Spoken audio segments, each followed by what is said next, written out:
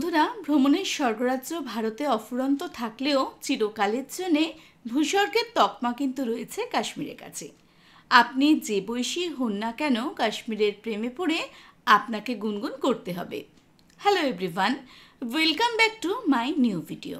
বন্ধুরা, আজকের ভিডিওতে আপনারা জানবেন পৃথিবীর ভূস্বর্গ কাশ্মীর ও জম্মু শহরের কাটরায় অবস্থিত শ্রীমাতা বৈষ্ণব দেবী মন্দিরে আপনারা কীভাবে আসতে পারেন, এই ভ্রমণে আপনাদের কতদিন সময় লাগবে, কাশ্মীরে আসার বেস্ট টাইম কি, এখানকার হোটেল ভাড়া, গাড়ি ঘোড়া ইত্যাদির খরচ কত, এছাড়া এখানকার কিছু অব্বির স্থানেরও সন্ধান আপনারা পাবেন আজকের ভিডিওতে।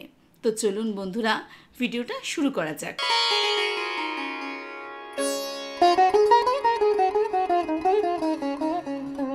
কাশ্মীর ভ্রমণের যে প্রশ্নটি সবচেয়ে বেশি ইম্পর্টেন্ট বলে আমার মনে হয় সেটি হচ্ছে আপনারা কাশ্মীর পৌঁছাবেন কিভাবে। ভারতের যে কোনো প্রান্ত থেকে আপনারা যদি ট্রেন মাধ্যমে কাশ্মীর আসতে চান তাহলে আপনাদের আসতে হবে জম্মু শহরে অবস্থিত জম্মু তাওয়াই স্টেশনে। এছাড়া ভারতের যে কোনো প্রান্ত থেকে দিল্লি পৌঁছে দিল্লি থেকেও ট্রেন মাধ্যমে আপনারা আসতে পারেন এই জম্মু শহরে। এছাড়া হাওড়া থেকে হিমগিরি এক্সপ্রেস, কলকাতা স্টেশন থেকে জম্মু তাওয়াই এক্সপ্রেস এবং শিয়ালদা থেকে সোমবার হামসাফার এক্সপ্রেসও চলে এই জম্মু তাওয়াই স্টেশনের উদ্দেশ্যে। ট্রেনে আপনাদের পার পার্সন ভাড়া 2 টায়ার এবং 3 টায়ারে লাগতে পারে 2 থেকে 3,000 টাকা মতো। এরপর আপনারা জম্মু তাওয়াই স্টেশনে পৌঁছে জম্মু তাওয়াই স্টেশনের বাইরে বেরিয়ে প্রিপেড গাড়ি, শেয়ারের গাড়ি এবং সরকারি বাস, বেসরকারি বাসও পেয়ে যাবেন শ্রীনগর আসার জন্য। তবে জম্মু থেকে শ্রীনগরের প্রাইভেট গাড়ি ড্রপ করতে আপনাদের নিতে পারে 7 থেকে 8,000 টাকা। তাই আমার মতে সম্পূর্ণ ট্যুরটির জন্য আপনারা যদি যে কোনো ট্রাভেল এজেন্সি থেকে একটি ডে ওয়াইজ গাড়ি বুক করে নেন, সেক্ষেত্রে আপনাদের খরচ অনেকটা সেফ হবে।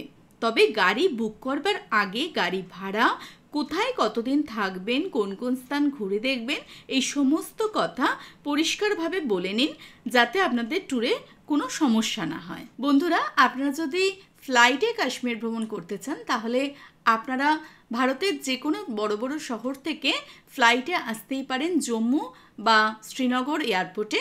এছাড়া আপনারা কলকাতা থেকেও দিল্লি পৌঁছে দিল্লি থেকে কানেক্টেড ফ্লাইট ধরেও আসতে পারেন শ্রীনগর এয়ারপোর্টে।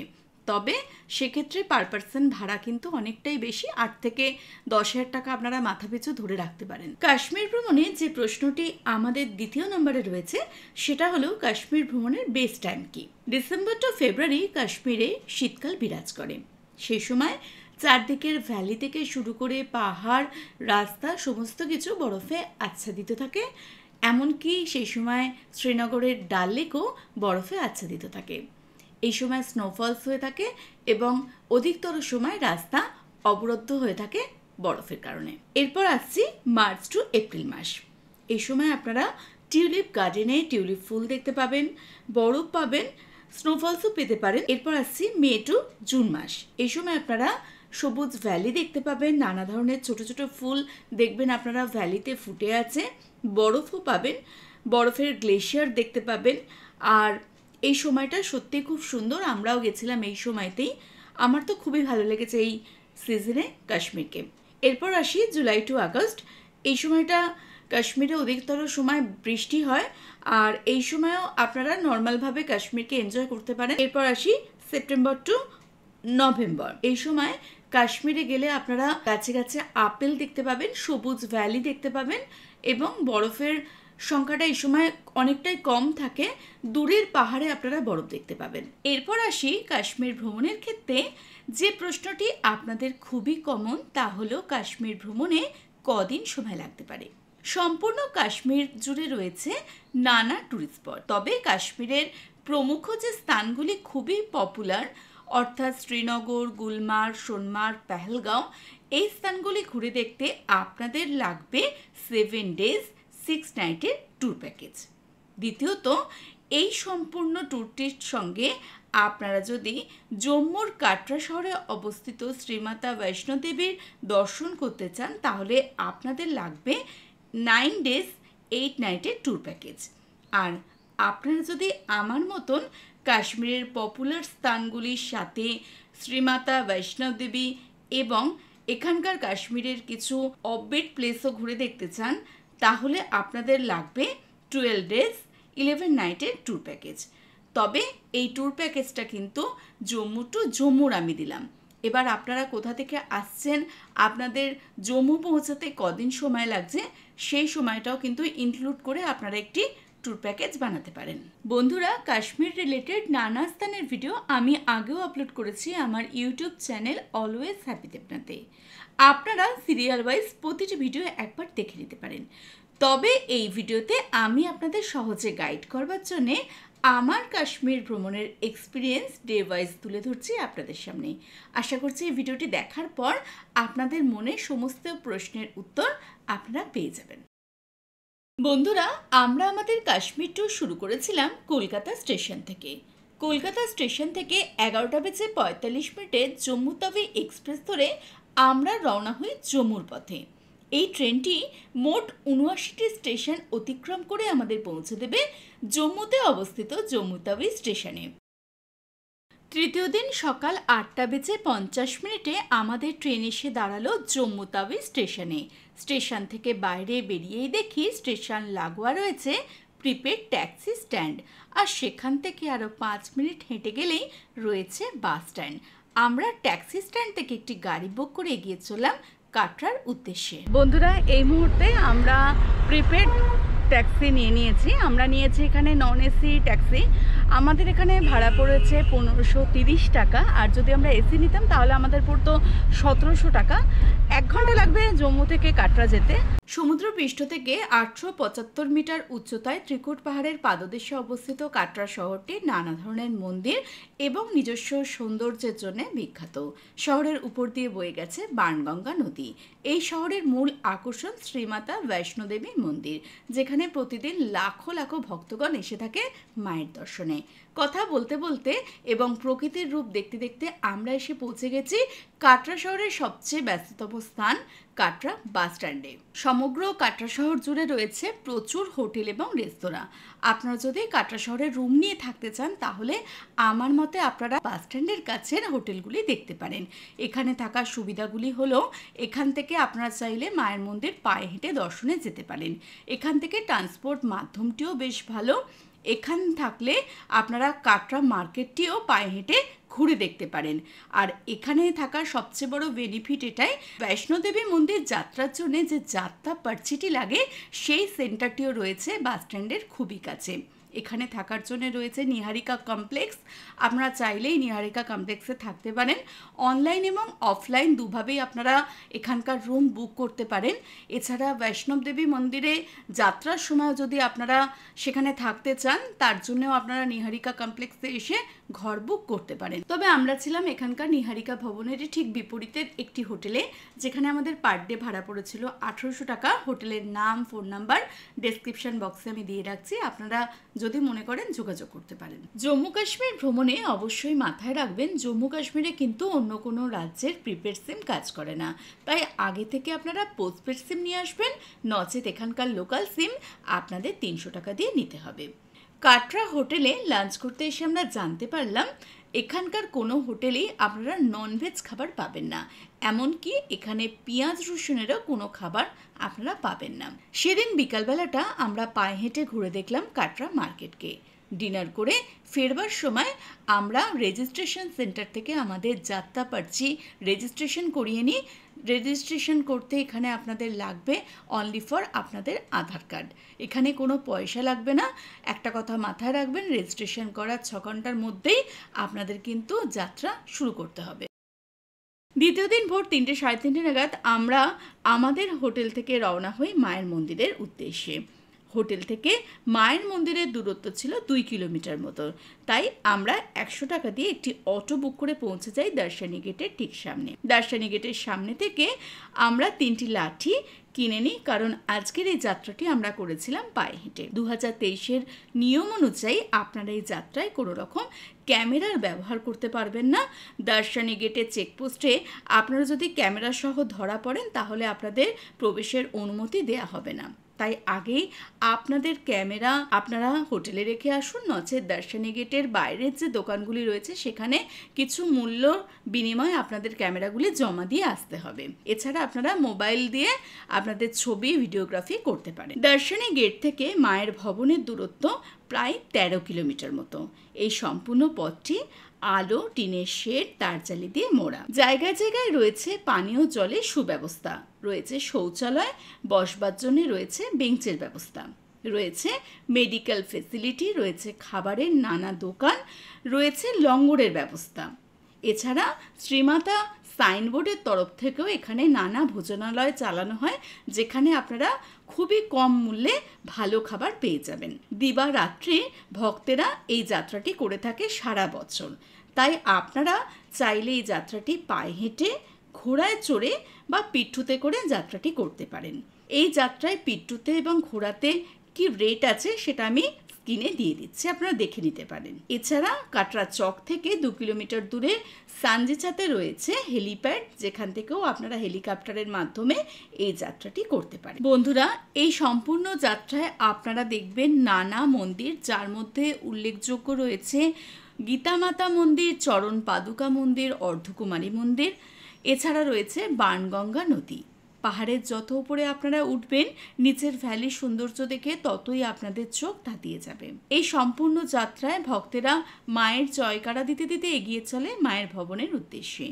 মায়ের ভবনে মায়ের দর্শন করে আপনারা দেখে নিতে পারেন ভৈরব ঘাটিতে অবস্থিত ভৈরবনাথ মন্দির, যার দূরত্ব ভবন থেকে প্রায় 2 কিলোমিটার। এই সম্পূর্ণ যাত্রাটি আপনারা রোপওয়ে মাধ্যমে বা পায়ে হেঁটে করে নিতে পারেন। বৈষ্ণোদেবী যাত্রার জন্য আপনাদের হাতে রাখতে হবে সম্পূর্ণ একটি দিন। আমরা সেদিন ভোর 3টে সাড়ে 3টে বেরিয়ে রাত 10টার সময় হোটেলে এসে পৌঁছাই। বন্ধুরা, আজকে আমাদের জার্নি শুরু হতে চলেছে কাটরা থেকে শ্রীনগরের পথে। কাটরা থেকে শ্রীনগরের দূরত্ব 225 কিলোমিটার, সময় লাগে 7 থেকে 8 ঘন্টা। আর জম্মু থেকে শ্রীনগরের দূরত্ব 248 কিলোমিটার, সময় লাগে 9 থেকে 10 ঘন্টা। বন্ধুরা, এই যাত্রায় আপনারা যারা বৈষ্ণোদেবী যাবেন না বা সবার শেষে যাবেন, তারা ডাইরেক্ট জম্মু থেকে শ্রীনগর পৌঁছে যেতে পারেন বাসের মাধ্যমে বা প্রাইভেট গাড়ির মাধ্যমে। এছাড়া কাটরা থেকেও আপনারা প্রাইভেট গাড়ি, বাস সবই পেয়ে যাবেন শ্রীনগর আসার জন্য। এই পথে যেতে যেতে আমাদের চোখে পড়ল কাটরা সানজিচাতে অবস্থিত বৈষ্ণোদেবীর হেলিপ্যাড, যেখান থেকে আপনারা বৈষ্ণোদেবী যাত্রা করতে পারেন। এরপর আমাদের গাড়ি এসে দাঁড়ালো এখানকারই একটি জাগ্রত কালীমায়ের মন্দিরে, যেখানে দর্শন করে আমরা এগিয়ে চললাম শ্রীনগরের পথে। এরপর আমরা ব্রেকফাস্ট করতে দাঁড়াই এখানকারই একটি বৈষ্ণো ধাবাতে, যেখানে 60 টাকার বিনিময়ে আমরা নানা খাবার সেদিন খেয়ে দেখেছিলাম। আজকে আমরা যে রাস্তাটি দিয়ে যাচ্ছি তার নাম NH-44। এটি ভারতবর্ষের সবচেয়ে লম্বা রাস্তা। এই রাস্তাটি কন্যাকুমারী থেকে কাশ্মীর হয়ে চলে গেছে লেহ লাদাখের পথে। এই পথে নানা ছোট বড় জনপদ পার করতে করতে আমরা এসে পৌঁছালাম চানানি শহরে। চানানি শহরে রয়েছে এখানকার একটি বিখ্যাত টানেল, যার নাম হচ্ছে চানানি টানেল এবং যার অপর নাম শ্যামাপ্রসাদ মুখার্জি টানেল। এই টানেলটি এশিয়া তথা ভারতবর্ষের সবচেয়ে লম্বা টানেল। এই টানেলটি হওয়াতে শ্রীনগরের পথে 40 কিলোমিটার রাস্তা কম হয়ে গেছে। এই পথে আপনারা অনেক ছোট বড় টানেল দেখতে পাবেন। এই পথে আমাদের সাথে আলাপ হয় চিনাব নদীর, যা আগে গিয়ে পাকিস্তানে প্রবেশ করেছে। NH-44 রাস্তাটি আমাদের দেশের একটি গুরুত্বপূর্ণ রাস্তা। এই রাস্তাটিকে আরও উন্নত করবার জন্য সম্পূর্ণ রাস্তায় জায়গায় জায়গায় রাস্তা চওড়া করার কাজ চলছে এবং টানেল বানানোর কাজ চলছে। তাই আপনাদের এই পথে যানজটের শিকার হতে হবে। তাই অবশ্যই সকাল সকাল আপনারা এই পথে যাত্রা শুরু করুন। পথে আপনাদের চোখে পড়বে মন্ত্রমুগ্ধ করা পাহাড়, সুন্দরী ঝর্ণা, উপত্যকার বুক চিরে ছুটে চলা পার্বত্য নদী ও স্বর্গীয় নানা ভ্যালি। আর এই সৌন্দর্যকে রক্ষা করতে দাঁড়িয়ে থাকা আমাদের দেশের বীর জওয়ানরা, যারা কঠোর পরিশ্রমের সাথে যাত্রীদের সুরক্ষার দিকেও তৎপর। আপনারা অবশ্যই এই পথে আপনাদের পরিচয়পত্র সঙ্গে রাখবেন। প্রয়োজনে সেনারা আপনাদের থেকে এই পরিচয়পত্র দেখতে চাইতে পারে এবং আপনাদের গাড়ির তল্লাশিও নিতে পারে। চন্দ্রগড়, বীরা, রামবানের মতন নানা জনপদ পার করে বিকালের দিকে এসে আমরা পৌঁছাই বানিহালে। বানিহালের একটি ধাবাতে আমরা লাঞ্চ করি এবং বানিহাল থেকেই দুটো রাস্তা কেটে যাচ্ছে দুদিকে। ডান হাতের রাস্তা ধরে আপনারা এগিয়ে যেতে পারেন জহর টানেলের দিকে, আর বাঁ হাতের রাস্তা ধরে আপনারা এগিয়ে যেতে পারেন বানিহাল রেলওয়ে স্টেশনের দিকে। বানিহাল অবধি আপনারা কোনো রকম গাড়িতে বা বাসে এসে এখান থেকেও শ্রীনগর আপনারা ট্রেনে যেতে পারেন। তবে আমরা বানিহাল স্টেশনের সামনে দিয়ে এগিয়ে চলি বানিহাল টানেলের দিকে। আজকের এই বানিহাল টানেল পার করলেই আমাদের জম্মু শেষ, আমরা পৌঁছে যাব কাশ্মীর উপত্যকায়। আমরা এখন চলে এসেছি কাশ্মীর উপত্যকায় অবস্থিত কাজিকুন্ডে। কাজিকুন্ড থেকে এগোলে আপনারা পৌঁছে যাবেন অনন্তনাগ ডিস্ট্রিক্টে। এখান থেকে এই রাস্তা কেটে যাচ্ছে পেহেলগাঁওয়ের দিকে। আপনারা কাশ্মীর ট্যুরে যদি আগে পেহেলগাঁও যেতে চান তাহলে আপনাদের রাস্তা কেটে যাবে এখান থেকেই পেহেলগাঁওয়ের দিকে। তবে আজ আমরা যাব আগে শ্রীনগরের দিকে। এই মুহূর্তে আমরা যে রাস্তাটি দিয়ে যাচ্ছি সেটিকে একটি রানওয়েও বলা যেতে পারে। কোনো গুরুত্বপূর্ণ কারণে যদি হেলিকপ্টার বা প্লেন এখানে ল্যান্ড করানো হয় সেটি করানো সম্ভব। এটি টেস্টও হয়ে গেছে। রাত্রি 8:30 নাগাদ আমরা সেদিন এসে পৌঁছাই শ্রীনগরে। শ্রীনগর পৌঁছাতেই ঝিরিঝিরি বৃষ্টি আমাদের ওয়েলকাম জানায়। আমরা ছিলাম এখানকার মমতা চকের 1 নম্বর ডালগেটের কাছে অবস্থিত হিলাল প্যালেসে, যার ভাড়া ছিল পার ডে 1800 টাকা। হোটেলের কাছের একটি দোকানে আমরা সেদিনের ডিনার সারি এবং বৃষ্টির কারণে হোটেলে চলে আসি। শ্রীনগরের প্রথম দিনে আমরা যাচ্ছি কাশ্মীরের একটি অফবিট প্লেস দুধপাত্রের উদ্দেশ্যে। শ্রীনগর থেকে দুধপাত্রের দূরত্ব প্রায় 45 কিলোমিটার, সময় লাগে 2 থেকে 2.5 ঘন্টা। এই পথে আমরা দেখলাম লালচক ও ঘণ্টাঘর। এখানে আপনারা কাঠের শোপিস, উলের জামা কাপড়, ড্রাই ফ্রুটস এবং নানা জিনিস কিনতে পারেন। তবে অবশ্যই এখানে দালাল চক্র থেকে আপনারা সাবধানে থাকবেন। আজকে আকাশের মুখভার, কাল রাত থেকেই ঝিরিঝিরি বৃষ্টি হচ্ছে। এই পথে আমরা দেখলাম অনেক আপেল বাগান, তবে এখনো এখানের কোনো গাছে আপেল ধরেনি। আমরা এখন পৌঁছে গেছি দুধপাত্রের গেটে। এখানে ছোট গাড়ির ক্ষেত্রে এন্ট্রি ফি লাগে 75 টাকা, বাইক বা স্কুটির ক্ষেত্রে 20 টাকা, মিনি বাসগুলির ক্ষেত্রে 125 টাকা। দুধপাত্রের গেট থেকে ধীরে ধীরে চড়াই পথে গাড়ি উঠে চলল দুধপাত্রের কার পার্কিং এর দিকে। এই সম্পূর্ণ পথটি পাইন দেবদার গাছে মোড়া, এই জন্যে এই স্থানটির অপর নাম অ্যালপাইন ভ্যালি। দুধপাত্রে পৌঁছে আপনারা পায়ে হেঁটে, ঘোড়ায় চড়ে বা এটিভি বাইক ভাড়া করে আপনারা দুধপাত্রকে ঘুরে দেখতে পারেন। তবে আমরা অনেক দাম দর করে 3টি ঘোড়া 800 টাকা করে বুক করে দেখে নিই দুধপাত্রের 5টি ভিউ পয়েন্ট। তার মধ্যে প্রথমে আমরা পৌঁছাই শাহি পেন্টে।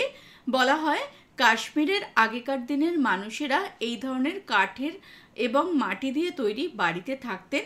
ভ্যালির মধ্যে তৈরি এই সুন্দর বাড়িগুলি ছিল এখানকার প্রথম ভিউ পয়েন্ট। এরপরে আমরা দেখি জিগজ্যাগ রোড, যেখানে রাজি ফিল্মের শুটিং হয়েছিল এবং এখানে বলিউডের নানা ফিল্মের শুটিং হয়ে থাকে। সত্যি খুব সুন্দর এই জায়গাটি ছিল। এরপর আমরা চলে যাই ঋষিখালে। বলা হয় কাশ্মীরের ছোট ছোট বাচ্চাদের এখানে মুন্ডান করতে নিয়ে আসা হয়। এরপরে আমরা চলে যাই এখানকার চতুর্থ পয়েন্টে, যার নাম হচ্ছে ওয়াদিয়া, যেটি হচ্ছে একটি ফুলের ভ্যালি। তবে বৃষ্টির কারণে গাছে বেশি ফুল ছিল না। তবে শুনলাম জুন জুলাই মাসে এলে এই স্থানটি সম্পূর্ণ ফুলে ভরে থাকে। দুধপাত্রিতে এসে আপনারা এখানকার হাই স্পিড রিসর্টে থাকতেও পারেন, যার ফোন নাম্বার আমি ডিসক্রিপশন বক্সে দিয়ে রেখেছি, আপনারা যোগাযোগ করতে পারেন। এখানে পার ডে ভাড়া পড়বে আপনাদের 4,500 থেকে 5,000 টাকা। প্রচণ্ড স্নোফলস হচ্ছিল সেদিন, আমরা সম্পূর্ণভাবে ভিজে গেছিলাম, তাই আমরা আমাদেরকে একটুখানি তরতাজা করতে চলে এলাম এখানকার একটি রেস্টুরেন্টে খাওয়া দাওয়া করে আমরা এখন এগিয়ে চলেছি দুধপাত্রের মূল আকর্ষণ শালিগঙ্গা রিভার বা দুধগঙ্গা রিভারের উদ্দেশ্যে। চারদিকের প্রকৃতি খুবই সুন্দর। বৃষ্টি না হলে হয়তো আজকের দিনটি আমরা আরও অনেক ভালোভাবে এনজয় করতে পারতাম। প্রচণ্ড ঠান্ডায় হাত পা কাঁপছে, আর আমরা এসে দেখলাম এই দুধগঙ্গা রিভারকে, যার রং দুধের মতন, কিন্তু বৃষ্টির কারণে সেদিনকে নদীর জলটি একটি ঘোলাটে হয়েছিল। এরপর আমরা গাড়ি ধরে আবার চলে আসি শ্রীনগরে আমাদের হোটেলে। আজ আমরা দেখব শ্রীনগরের বিখ্যাত ট্যুরিস্ট স্পটগুলি এবং করব শ্রীনগরের প্রাণকেন্দ্র ডাল লেকের বুকে শিকারা রাইড। শিকারা রাইড করবার জন্য আমরা বিকালের সময়টা রেখেছি। শ্রীনগরের সম্পূর্ণ ট্যুর করবার জন্য আপনাদের হাতে রাখতে হবে সম্পূর্ণ একটি দিন। শ্রীনগর ট্যুরে আমরা প্রথমে গিয়েছিলাম শ্রীনগরের প্রাচীন ও বিখ্যাত মন্দির শঙ্করাচার্য মন্দিরে। এই মন্দিরে প্রতিদিন সকাল থেকে দুপুর অবধি লঙ্গর চলে। 300 সিঁড়ি পার করে আমরা এসে পৌঁছালাম শঙ্করাচার্য মন্দিরে। প্রাচীনকালে আদিগুরু শঙ্করাচার্য এই মন্দিরে একটি শিবলিঙ্গ নির্মাণ করে, যার নাম জ্যৈষ্ঠেশ্বর শিবলিঙ্গ। তাই অনেক মানুষ এই মন্দিরটিকে জ্যৈষ্ঠেশ্বর মহাদেব মন্দির বলেও চেনে। এই স্থানে আপনারা দেখবেন আদিগুরু শঙ্করাচার্যের তপস্থলী। এই মন্দিরটি পাহাড়ের অনেক উচ্চতায় অবস্থিত হয়।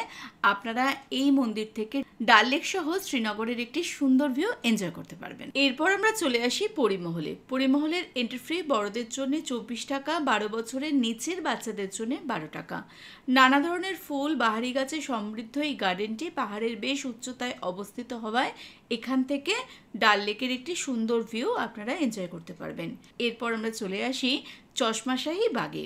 শ্রীনগরের যত মোঘল গার্ডেন আছে তার মধ্যে সবচেয়ে ছোট মোঘল গার্ডেন হলো এই গার্ডেনটি। নানা ধরনের ফুল গাছ দিয়ে সাজানো এই গার্ডেনটি 3টে ভাগে বিভক্ত। এই গার্ডেনের মধ্যভাগে রয়েছে একটি হট স্প্রিং, যার জলে নাকি রয়েছে দৈব ওষুধের গুণ। এরপর আপনারা দেখে নিতে পারেন নেহেরু মেমোরিয়াল বোটানিক্যাল গার্ডেন, যেখানে মার্চ এপ্রিল মাসে টিউলিপ ফুল আপনারা দেখতে পাবেন। এরপর আমরা চলে আসি নিশাদ বাগে। শ্রীনগরের মোঘল গার্ডেনগুলির মধ্যে সবচেয়ে বড় গার্ডেন হচ্ছে এই গার্ডেনটি। এখানেও এন্ট্রি ফি লাগে বড়দের জন্য 24 টাকা, 12 বছরের নিচের বাচ্চাদের জন্য 12 টাকা। এই গার্ডেনটি 12টি ভাগে বিভক্ত, যা ঘুরে দেখতে আপনাদের হাতে রাখতে হবে 3 থেকে 4 ঘন্টা। এই গার্ডেন থেকেও আপনারা ডাল লেকের একটি সুন্দর ভিউ এনজয় করতে পারেন। নানা ধরনের ঝর্ণা এবং ফুল গাছ দিয়ে সাজানো এই গার্ডেনটি আশা করছি আপনাদের খুবই ভালো লাগবে। এরপর আমরা চলে আসি শালিমার বাগে। শালিমার বাগেও এন্ট্রি ফি বড়দের জন্য 24 টাকা, 12 বছরের নিচের বাচ্চাদের জন্য 12 টাকা। এই গার্ডেনে আপনারা প্রচুর চিনার গাছ দেখতে পাবেন। এছাড়া নানা ধরনের ফুল গাছ ও বাহারি গাছের সমৃদ্ধ এই গার্ডেনটি আপনাদের মন জিতে নেবে। এরপর আপনারা দেখে নিতে পারেন শ্রীনগরের বিখ্যাত হজরতবাল দরগা। মুসলিম সম্প্রদায়ের কাছে এই দরগাটি অতি পবিত্র একটি স্থান। এই স্থানে রয়েছে ইসলামের নবী হজরত মোহাম্মদের দাড়ি ও চুল। এই স্থানটি ডাল লেকের তীরে অবস্থিত। এরপর ডাল লেকের শিকারা রাইড করবার জন্য আমরা চলে আসি ডাল গেটের 1 নম্বর গেটের কাছে। ডাল লেকের শিকারা রাইড করার মজা ভাষায় বর্ণনা করা সম্ভব নয়। ডাল লেকের শিকারা রাইড করার শুরুতেই আপনারা দেখবেন ছোট ছোট নৌকা করে নানা জিনিসের সম্ভার নিয়ে বিক্রেতারা আপনাদের শিকারার কাছে চলে আসবে। এর মধ্যে থাকে কাওয়া, কাবাব, নানা ধরনের কাঠের শোপিস এবং নানা ধরনের জিনিস। ইচ্ছে থাকলে আপনারা কাশ্মীরি পোশাক পরে শিকারায় বসে ছবি তোলার মজাও নিতে পারেন। তবে অবশ্যই আগে দাম দর করে নেবেন। আপনারা চাইলে ডাল লেকে নির্মিত হাউসবোটগুলিতে রাত্রিবাসও করতে পারেন। দেখে নিতে পারেন ডাল লেকের উপর নির্মিত মিনা বাজার, যেখান থেকে আপনারা নানা ধরনের পোশাক, ড্রাই ফ্রুটস, কাবা কিনেও নিয়ে আসতে পারেন। আমরা 800 টাকা দিয়ে 1 ঘন্টার জন্য একটি শিকারা বুক করে এই রাইডটি করেছিলাম। শিকারা রাইড করবার সময় অবশ্যই দাম দর করে নেবেন এবং সম্পূর্ণ কথা বলে নেবেন। যত স্পট আপনারা বাড়াবেন ততই কিন্তু আপনাদের রেট বাড়বে। শ্রীনগরের শিকারা রাইড নিয়ে আমি আগেও একটি ভিডিওতে নানা ইনফরমেশন দিয়েছি, আপনারা অবশ্যই সেই ভিডিওটি একবার দেখে নেবেন। নেক্সটে আপনারা চলে যেতে পারেন শ্রীনগর থেকে 80 কিলোমিটার দূরে অবস্থিত বরফের স্বর্গরাজ্য সোনমার্গে। শ্রীনগর থেকে সোনমার্গ যাবার 4 সিটার গাড়ি ভাড়া পড়ে 3500 থেকে 4000 টাকা। 8 সিটার গাড়ি ভাড়া পড়ে 5 থেকে 6000 টাকা। এই পথে আপনারা দেখবেন সেন নদী সহ প্রকৃতির রূপের নানা বৈচিত্র্য। সোনমার্গে থাকার জন্য রয়েছে নানা হোটেল এবং রিসর্ট।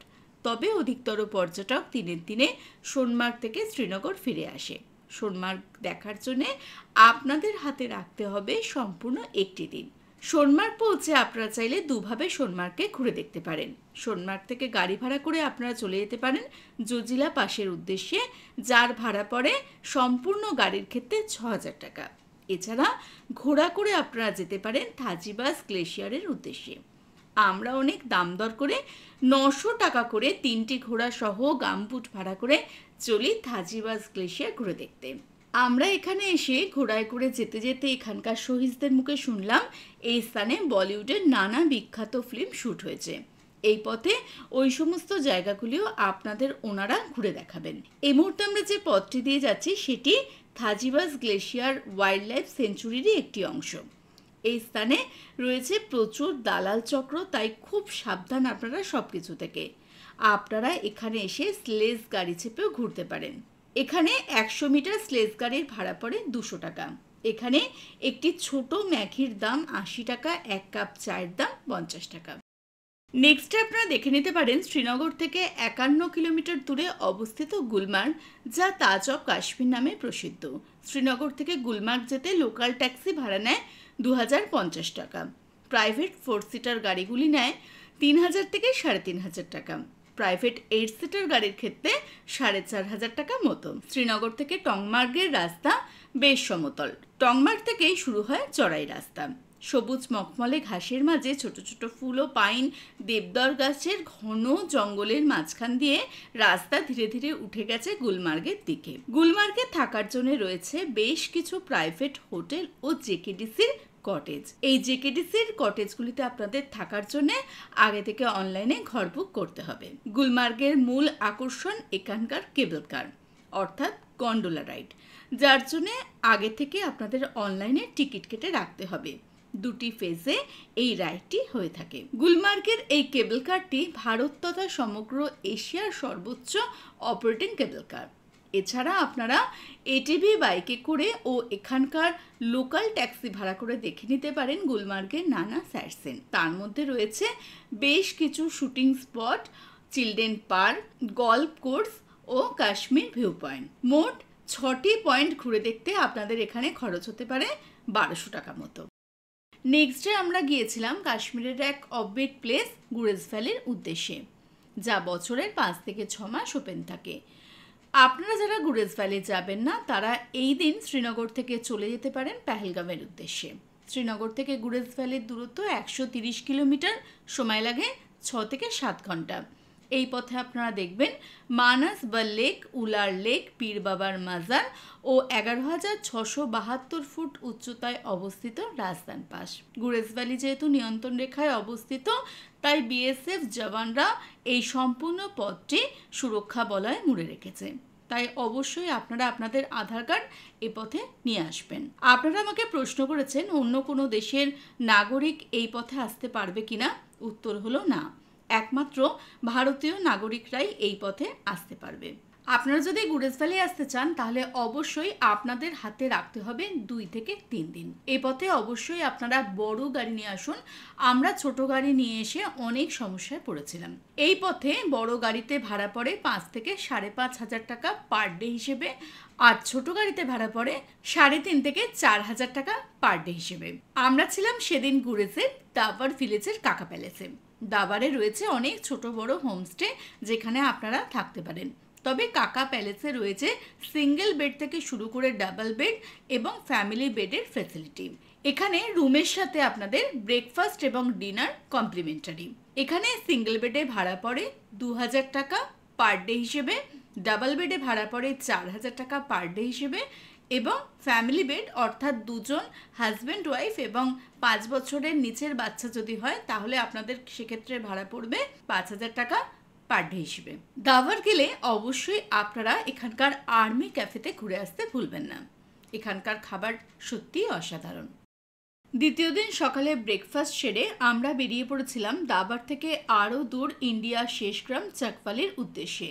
তবে আমাদের সেদিন চাকওয়ালি যাওয়ার পারমিশন দেওয়া হয়নি, তাই আমরা গিয়েছিলাম চাকওয়ালির আগের ভিলেজ তুলেল ভিলেজ অবধি।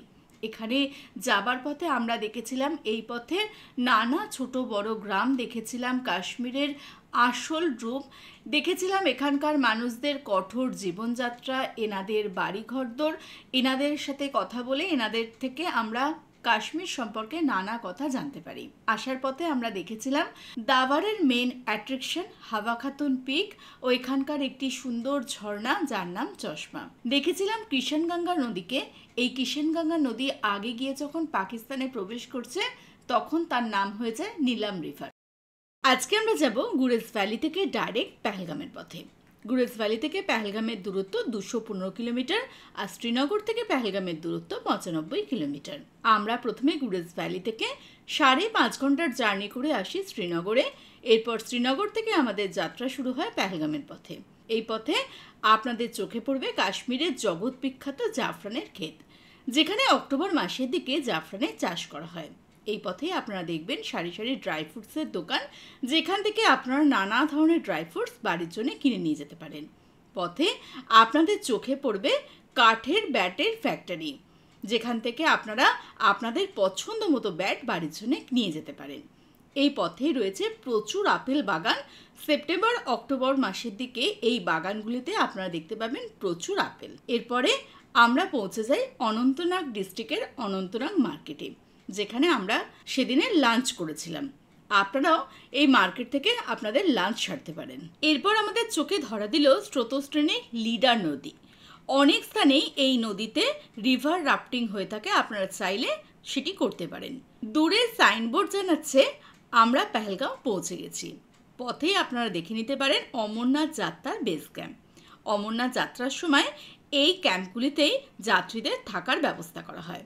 আমরা ছিলাম পেহেলগামের মামাল গ্রামে।